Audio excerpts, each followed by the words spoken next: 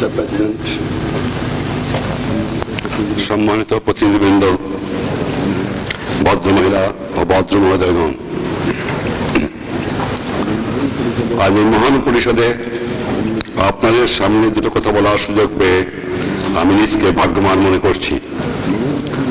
মানব জাতির এই পার্লামেন্টে বাংলাদেশের ৬৭ কোটি মানুষ প্রতিনিধিত্ব লাভ করায় আপনাদের মধ্যে যে গভীর সন্তোষের ভাব আমি লক্ষ্য করেছি, আমিও তার অংশীদার। বাঙালি জাতির জন্য এটা এক ঐতিহাসিক মুহূর্ত, কারণ তার আত্মনিয়ন্ত্রণের অধিকার অর্জনের সংগ্রাম আজ বিরাট সাফল্য দ্বারা চিহ্নিত। একটি স্বাধীন দেশের স্বাধীন নাগরিক হিসাবে মুক্ত সম্মানজনক জীবনযাপনের অধিকার অর্জনের জন্য বাঙালি জাতি বহু শতাব্দী ধরে সংগ্রাম চালিয়ে এসেছে। তারা চেয়েছে বিশ্বের সকল জাতির সঙ্গে শান্তি ও সৌহার্দ্যের মধ্যে বসবাস করতে। জাতিসংঘ সনদে যে মহান আদর্শের কথা বলা হয়েছে তা আমাদের জনগণের আদর্শ, এবং এই আদর্শের জন্য তারা চরম ত্যাগ স্বীকার করেছেন। এমন এক বিশ্ব ব্যবস্থা গঠনে বাঙালি জাতি উৎসর্গীকৃত, যে ব্যবস্থায় সকল মানুষের শান্তি ও ন্যায় বিচার লাভের আকাঙ্ক্ষা প্রতিপ্ত হবে। এবং আমি জানি আমাদের এই প্রতিজ্ঞা গ্রহণের মধ্যে আমাদের লাখো লাখো শহীদের বিদেহী আত্মায় তৃপ্ত নিহিত রয়েছে। আমাদের জন্য বিশেষ সৌভাগ্যের কথা, বাংলাদেশ এমন এক সময় জাতিসংঘে প্রবেশ করেছে যখন এই পরিষদের প্রেসিডেন্ট পদ অলঙ্কৃত করেছেন এমন এক মহান ব্যক্তি, যিনি নিজেও ছিলেন একজন সক্রিয় মুক্তি সংগ্রামী। মাননীয় প্রেসিডেন্ট, গত বছর আলজিয়ার্সে অনুষ্ঠিত জোট নিরপেক্ষ দেশের শীর্ষ সম্মেলন সফল করে তোলার কাজে আপনার মূল্যবান অবদানের কথা আমি স্মরণ করছি। যাদের মহান আত্মত্যাগে বাংলাদেশ আজ জাতিসংঘে আসন লাভে সমর্থ হয়েছে, এই সুযোগে আমি তাদের অভিবাদন জানাই। বাংলাদেশের মুক্তি সংগ্রামে যেসব দেশ ও জাতি সমর্থন জাগিয়েছেন, আমি তাদের প্রতিও জানাই আমার অন্তরের গভীর কৃতজ্ঞতা। নবলব্ধ স্বাধীনতা সংহত করার কাজে, যুদ্ধ বিধ্বস্ত দেশ পুনর্গঠনে এবং জনগণের জন্য অধিকার কল্যাণকর ভবিষ্যৎ গঠনের বিরাট চ্যালেঞ্জ মোকাবেলার করার কাজে যেসব দেশ ও জাতি বাংলাদেশকে সাহায্য করেছেন, আমি তাদেরও আমার আন্তরিক ধন্যবাদ জানাই। জাতিসংঘে আমাদের আসন গ্রহণকে যারা অভিনন্দন জানিয়েছেন, আমি তাদেরও বাংলাদেশের জনসাধারণের আন্তরিক ধন্যবাদ পৌঁছে দিচ্ছি। বাংলাদেশের সংগ্রামের ন্যায় ও শান্তির জন্য যে সার্বজনীন সংগ্রাম, তারই প্রতীক স্বরূপ। সুতরাং বাংলাদেশ শুরু থেকে বিশ্বের নিপীড়িত জনগণের পাশে দাঁড়াবে, এটাই স্বাভাবিক। জাতিসংঘের জন্মের পর তার 1 শতাব্দীর অভিজ্ঞতায় দেখা যায় যে তার আদর্শ বাস্তবায়নে বিরাট বাধার মুখে কি অবিরাম সংগ্রাম চালাতে হয়েছে। জাতিসংঘ সনদে যে আত্মনিয়ন্ত্রণ অধিকারের প্রতিশ্রুতি, সে প্রতিশ্রুতি অধিকার অর্জনের জন্য এশিয়া, আফ্রিকা ও ল্যাটিন আমেরিকায় লাখো লাখো মুক্তি সেনানীকে আত্মহতি দিতে হয়েছে। এই সংগ্রাম এখনো চলছে। গায়ের জোরে বেআইনি ভাবে এলাকা দখল, জনগণের ন্যায়সঙ্গত অধিকারকে নস্যাৎ করার কাজে শক্তির ব্যবহার, বর্ণ বৈষম্যের বিরুদ্ধে চলেছে এই যুদ্ধ। এই যুদ্ধ ব্যর্থ হয়নি। আলজেরিয়া, ভিয়েতনাম, বাংলাদেশ ও গিনি-বিসাউয়ে বিরাট বিজয় অর্জিত হয়েছে। এই জয় দ্বারা প্রমাণিত হয়েছে যে ইতিহাস জনগণের পক্ষে এবং ন্যায়ের চূড়ান্ত বিজয় অবধারিত। পৃথিবীর বহু স্থানে অন্যায় অবিচার এখনো চলেছে। আমাদের আরব ভাইয়েরা এখনো লড়ছেন তাদের ভূমি থেকে জবরদখলকারীদের সম্পূর্ণ উচ্ছেদের জন্য। প্যালেস্টাইনের জনগণের ন্যায়সঙ্গত জাতীয় অধিকার এখনো অর্জিত হয় নাই। উপনিবেশবাদ উচ্ছেদের প্রক্রিয়া ত্বরান্বিত হলেও চূড়ান্ত লক্ষ্যে এখনো পৌঁছেনি। একথা আফ্রিকার জন্য আরো বিশেষভাবে সত্য। সেখানে জিম্বাবুয়ে ও নামিবিয়ার জনগণ স্বাধীনতা ও জাতীয় মুক্তির চূড়ান্ত সংগ্রামে এখনো ব্যাপৃত। বর্ণ বৈষম্য এই পরিষদে মানবতার বিরুদ্ধে অপরাধ বলে বারবার চিহ্নিত হওয়া সত্ত্বেও মানুষের বিবেককে এখন তা দংশন করছে। একদিকে অতীতের অন্যায় অবিচারের ধারাকে উৎখাতের সংগ্রাম, অন্যদিকে ভবিষ্যতে বিরাট চ্যালেঞ্জ আমাদের সামনে।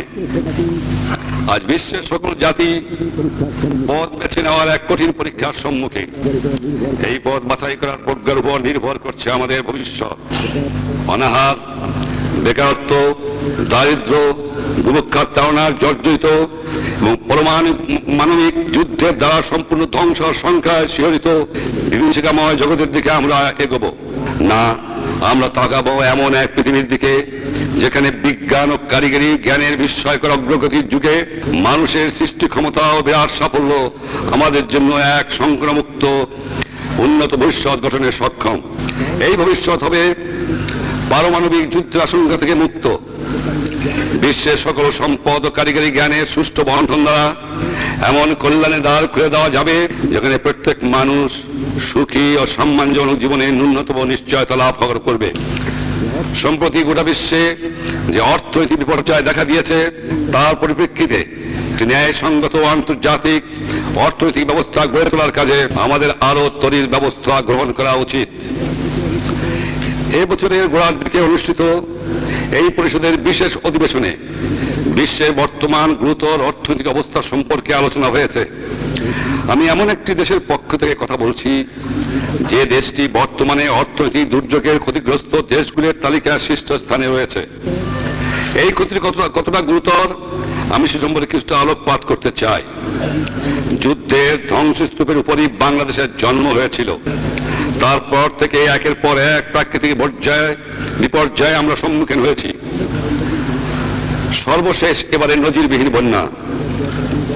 সাম্প্রতিক বন্যার বিপর্যয় কাটিয়ে ওঠার উদ্দেশ্যে বাংলাদেশের প্রতি সাহায্যের হাত বাড়িয়ে দেওয়ার ব্যাপারে সক্রিয় ব্যবস্থা গ্রহণ করার জন্য আমরা জাতিসংঘ, সংশ্লিষ্ট সংস্থাসমূহ ও সেক্রেটারি জেনারেলের কাছে কৃতজ্ঞ।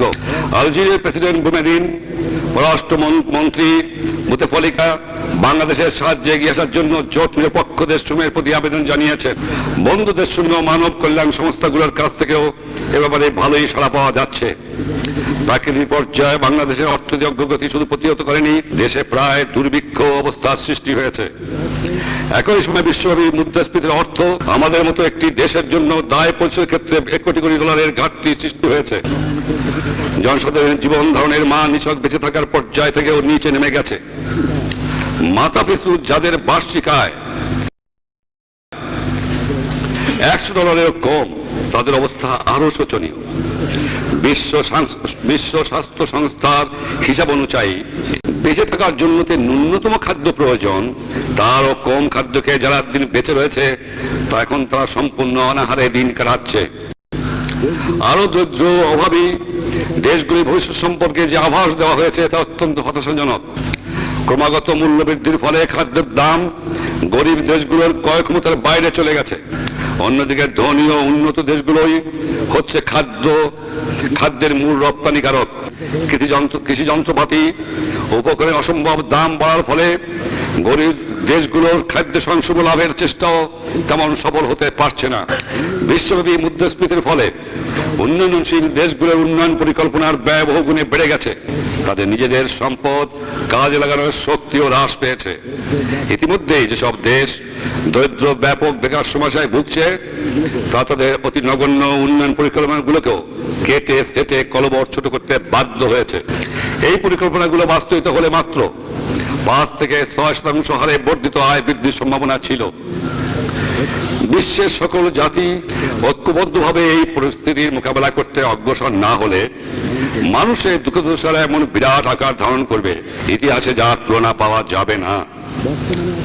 অবশ্য বর্তমানে অসংখ্য মানুষের পুঞ্জীভূত দুঃখদশার পাশাপাশি মুষ্টিমেয় মানুষ যে অভূতপূর্ব বৈশ্বিক সমৃদ্ধি ও সুখ সুবিধা ভোগ করছে তার তুলনা ইতিহাসে বিরল। এই অবস্থার পরিবর্তন ঘটাতে পারে আমাদের মধ্যে মানবিক ঐক্যবোধ, ভ্রাতৃত্ববোধের পুনর্জাগরণ, পারস্পরিক নির্ভরশীলতার স্বীকৃতি বর্তমান সমস্যার যুক্তিসঙ্গত সমাধান ঘটাতে সক্ষম। বর্তমান দুর্যোগ আয়ত্ত হলে অবিলম্বে ঐক্যবদ্ধ প্রচেষ্টা দরকার। বর্তমানের মতো এত বড় চ্যালেঞ্জ মোকাবেলা জাতিসংঘ অতীতে কখনো করেনি। এই চ্যালেঞ্জ হচ্ছে একটা ন্যায়সঙ্গত আন্তর্জাতিক অর্থ ব্যবস্থা গড়ে তোলার জন্য যুক্তির শক্তিকে কাজে লাগানোর চেষ্টা। এই অর্থনৈতিক ব্যবস্থা থাকবে নিজের প্রাকৃতিক সম্পদের উপর প্রতিটি দেশের সার্বভৌম অধিকারের নিশ্চয়তা। এই ব্যবস্থা গড়ে তুলবে আন্তর্জাতিক সহযোগিতা, বাস্তব কাঠামো যার ভিত্তি হবে স্থিতিশীল ও ন্যায়সঙ্গত অর্থনৈতিক ব্যবস্থার ব্যবস্থায় বিশ্বের সকল দেশের সাধারণ স্বার্থের স্বীকৃতি। এখন এমন একটি সময় যখন আমাদের দায়িত্বহীন কণ্ঠে ঘোষণা করতে হবে যে আমাদের একটা আন্তর্জাতিক দায়িত্ব রয়েছে। এই দায়িত্ব হলো বিশ্বের প্রতিটি মানুষ যাতে তার ব্যক্তিত্ব এবং মর্যাদার উপযোগী অর্থনৈতিক, সামাজিক ও সাংস্কৃতিক অধিকার ভোগ করতে পারে তার ব্যবস্থা করা। মানবাধিকার সংক্রান্ত সার্বজনীন ঘোষণায় এই অধিকার গ্যারান্টি দেওয়া হয়েছে। মানবাধিকার সংক্রান্ত সনদের ঘোষণা অনুযায়ী আমাদের আন্তর্জাতিক দায়িত্ব এমনভাবে পালন করতে হবে যাতে প্রতিটি মানুষ তার নিজের এবং পরিবারের সুখ সমৃদ্ধির জন্য প্রয়োজনীয় জীবন ধারণের মান প্রতিষ্ঠার অধিকার অর্জনের নিশ্চয়তা লাভ করে। আন্তর্জাতিক সহযোগিতা, সমঝোতা ও শান্তিপূর্ণ পরিবেশই যে শুধু বর্তমান অর্থনৈতিক সংকট দূর করা সম্ভব সে সম্পর্কে আমরা সম্পূর্ণ সচেতন। এই প্রসঙ্গে বলা প্রয়োজন, বর্তমান অস্ত্র প্রতিযোগিতা নিয়ন্ত্রণ করার জন্য জরুরি ব্যবস্থা গ্রহণ করা দরকার। অস্ত্র প্রতিযোগিতা হ্রাস করা সম্ভব হলে অর্থনৈতিক সংকট দূর করার উপযোগী পরিবেশই শুধু গড়ে উঠবে না, এই প্রতিযোগিতায় যেসব বিপুল সম্পদ অপচয় হচ্ছে তা মানব জাতির সাধারণ কল্যাণে নিয়োগ করা সম্ভব হবে। বাংলাদেশ তার সূচনা থেকেই জোট নিরপেক্ষ বৈদেশিক নীতি অনুসরণ করেছে। এই নীতির মূল কথা শান্তিপূর্ণ সহাবস্থান এবং সকলের সঙ্গে মৈত্রী। শান্তির প্রতি আমাদের যে পূর্ণ আনুগত্য তাই উপলব্ধি থেকে জন্মেছে যে একমাত্র শান্তিপূর্ণ পরিবেশই আমরা আমাদের কষ্টার্জিত জাতীয় স্বাধীনতার ফল আস্বাদ করতে পারব এবং ক্ষুধা, দারিদ্র, রোগ, শোক, অশিক্ষা ও বেকারত্বের বিরুদ্ধে সংগ্রাম করার জন্য আমাদের সকল সম্পদ ও শক্তি নিয়োগ করতে সক্ষম হব। সুতরাং আমরা স্বাগত জানাই সেই সকল প্রচেষ্টাকে যার লক্ষ্য বিশ্বে উত্তেজনা হ্রাস করা, অস্ত্র প্রতিযোগিতা সীমিত করা, এশিয়া, আফ্রিকা, ইউরোপ ও লাতিন আমেরিকা তথা পৃথিবীর প্রত্যেকটি অংশে শান্তিপূর্ণ সহাবস্থান নীতি জোরদার করা। এই নীতি অনুযায়ী ভারত মহাসাগরকে শান্তি এলাকা করার প্রস্তাবকে আমরা অবিরাম সমর্থন জানিয়ে এসেছি। এই পরিষদেও শক্তিশালী অনুমোদন লাভ করছে। আমরা দক্ষিণ পূর্ব এশিয়াকে শান্তি, স্বাধীনতা ও নিরপেক্ষতার এলাকা ঘোষণা করার প্রস্তাবে আমাদের অকুণ্ঠ সমর্থন জানিয়েছি। আমাদের বিশ্বাস, জোট নিরপেক্ষ সম্মেলনে বিশ্বের যে উদীয়মান জাতিসমূহ একত্রিত হয়েছিল তারা শান্তির পক্ষে শক্তিশালী সমর্থন জুগিয়েছে।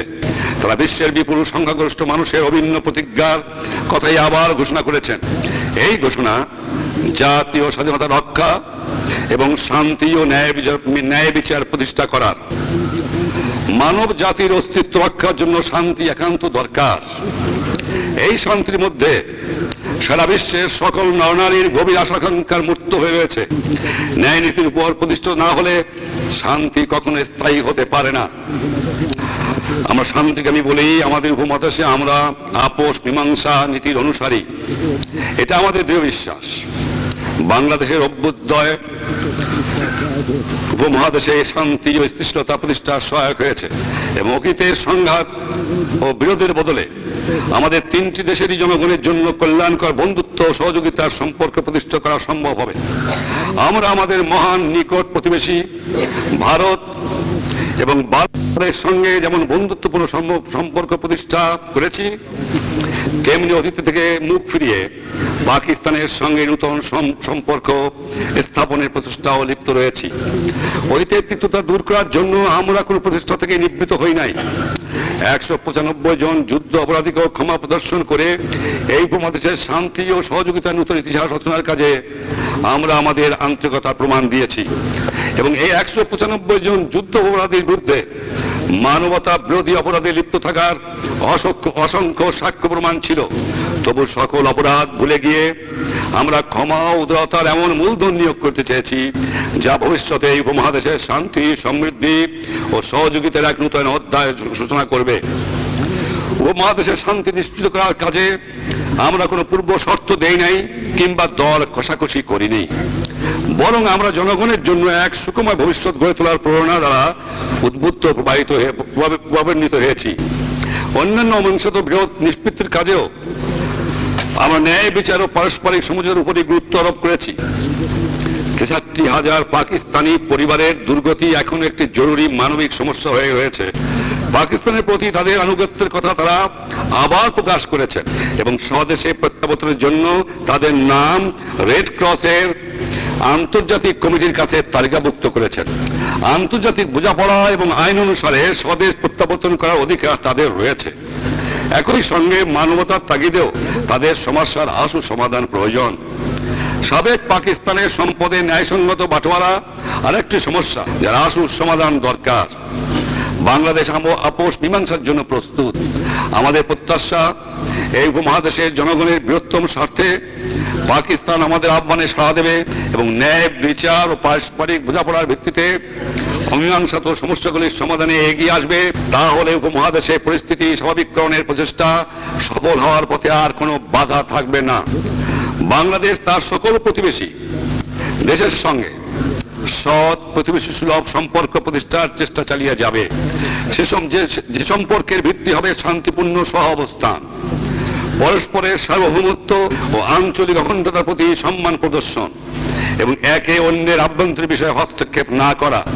বিশ্বের এই এলাকায় এবং সর্বত্র শান্তি প্রতিষ্ঠা অক্ষুণ্ণ রাখার প্রতি প্রচেষ্টায় আমাদের সমর্থন অব্যাহত থাকবে। এই দুঃখ দুর্দশা সংঘাতপূর্ণ বিশ্বে জাতিসংঘ মানবের ভবিষ্যৎ আশাকাঙ্ক্ষার কেন্দ্রস্থল। নানা অসুবিধা ও নানা বিপত্তি সত্ত্বেও জাতিসংঘ তার জন্মের পর 1 শতাব্দী কালেরও বেশি সময় ধরে রাজনৈতিক, অর্থনৈতিক, সামাজিক এবং সাংস্কৃতিক ক্ষেত্রে মানব জাতি অগ্রগতির গুরুত্বপূর্ণ অবদান রেখেছে। এমন দেশের সংখ্যা খুব কম যারা বাংলাদেশের মতো এই প্রতিষ্ঠানের বাস্তব সাফল্য সম্ভাবনা অনুধাবন সক্ষম হয়েছে। ডক্টর কোড ওয়ালহেইম তার যোগ্য নিবেদিত প্রাণ সহকর্মীবৃন্দের প্রেরণাদানকারী নেতৃত্ব দিয়ে জাতিসংঘ আমাদের দেশে বিরাট ত্রাণ, পুনর্বাসন ও পুনর্গঠনের কাজ করেছে। বাংলাদেশের বুক থেকে যুদ্ধের ক্ষত দূর করা, যুদ্ধ বিধ্বস্ত অর্থনৈতিক উৎপাদন ক্ষমতা পুনর্জীবন করা, মুক্তিযুদ্ধের সময় ভারতে আশ্রয়কারী কোটিখানিক উদ্বাস্তুদের পুনর্বাসনের ব্যবস্থা করা ছিল এই কাজের লক্ষ্য। সেক্রেটারি জেনারেল, তার সহকর্মীবৃন্দ এবং বিভিন্ন আন্তর্জাতিক সংস্থা এই বিরাট দায়িত্ব পালনের সঙ্গে সমন্বয় করার প্রেরণা জুগিয়েছেন এবং নেতৃত্ব দিয়েছেন। বাংলাদেশের সরকার ও জনসাধারণের পক্ষ থেকে আমি তাদের কৃতজ্ঞতা জানাই। আমার দৃঢ় বিশ্বাস, উপমহাদেশে অবশিষ্ট যে মানবিক সমস্যা রয়েছে তার সমাধানেও জাতিসংঘ এই রকমের গঠনমূলক মনোভাব নিয়ে এগিয়ে আসবে। আমি ইতিপূর্বে উল্লেখ করেছি, বাংলাদেশের সাম্প্রতিক সর্বনাশা বন্যায় ক্ষতিগ্রস্ত লোকদের সাহায্যের জন্য প্রয়োজনীয় ত্রাণ সামগ্রী আহরণের কাজে জাতিসংঘ যে প্রচেষ্টা চালাচ্ছে এর জন্য আমরা কৃতজ্ঞ। প্রাকৃতিক দুর্যোগের কবলে পড়ে যেসব দেশ বারবার ক্ষতিগ্রস্ত হয়, বাংলাদেশ তাদের অন্যতম। তাই প্রাকৃতিক দুর্যোগ থেকে উদ্ভূত পরিস্থিতির মোকাবেলায় বিশ্ব সমাজের দ্রুত এগিয়ে আসার উপযোগী একটি নিয়মিত প্রাতিষ্ঠানিক ব্যবস্থা গঠনে বাংলাদেশের বিশেষ স্বার্থ নিহিত রয়েছে। অবশ্য সূচনা হিসাবে এই ধরনের একটি ব্যবস্থা ইতিমধ্যে রয়েছে। এই ব্যবস্থা হল জাতিসংঘের বিপর্যয় ত্রাণ সমন্বয়কারী অফিস স্থাপন। এই সংস্থাটি যাতে কার্যকরভাবে তার ভূমিকা পালন করতে পারে সেজন্য সংস্থাটি শক্তিশালী করে তোলা একান্ত দরকার। জাতিসংঘের সদস্য দেশগুলোর ব্যাপারে বিশেষ দায়িত্ব রয়েছে। প্রিয় প্রেসিডেন্ট, সর্বশেষে আমি মানবের অসাধ্য সাধন ও দ্রুহ বাধা অতিক্রমের অদম্য শক্তির প্রতি আমাদের পূর্ণ আস্থার কথা আবারও ঘোষণা করতে চাই। আমাদের মতো জাতিসমূহ যাদের অভ্যুদয়, সংগ্রাম ও ত্যাগের মধ্যে দিয়ে এই আদর্শ বিশ্বাসী তাদের বাঁচিয়ে রাখবে। আমাদের কষ্ট স্বীকার করতে হতে পারে, কিন্তু আমাদের ধ্বংস নেই। এ জীবন যুদ্ধের মোকাবেলায় জনগণের প্রতিরোধ ক্ষমতা ও দৃঢ় প্রতিজ্ঞাই শেষ কথা। আত্মনির্ভরশীলই আমাদের লক্ষ্য। জনগণের ঐক্যবদ্ধ যৌথ উদ্যোগী আমাদের বিদ্যায়িত কর্মধারা। এতে সন্দেহের কোনো অবকাশ নেই যে আন্তর্জাতিক সহযোগিতা এবং সম্পদ ও প্রযুক্তিবিদ্যার অংশীদার আমাদের কাজকে সহজতর করতে পারে, জনগণের দুঃখ কষ্ট লাঘব করতে পারে। কিন্তু আমাদের ন্যায় উদীয়মান দেশসমূহের অবশ্যই নিজেদের কার্যক্ষমতার প্রতি আস্থা রাখতে হবে। মনে রাখতে হবে, জনগণের ঐক্যবদ্ধ ও সম্মিলিত প্রচেষ্টার মাধ্যমে শুধু আমরা আমাদের নির্দিষ্ট লক্ষ্যে পৌঁছতে পারি, গড়ে তুলতে পারি উন্নততর ভবিষ্যৎ। মিস্টার প্রেসিডেন্ট, আপনাকে ধন্যবাদ।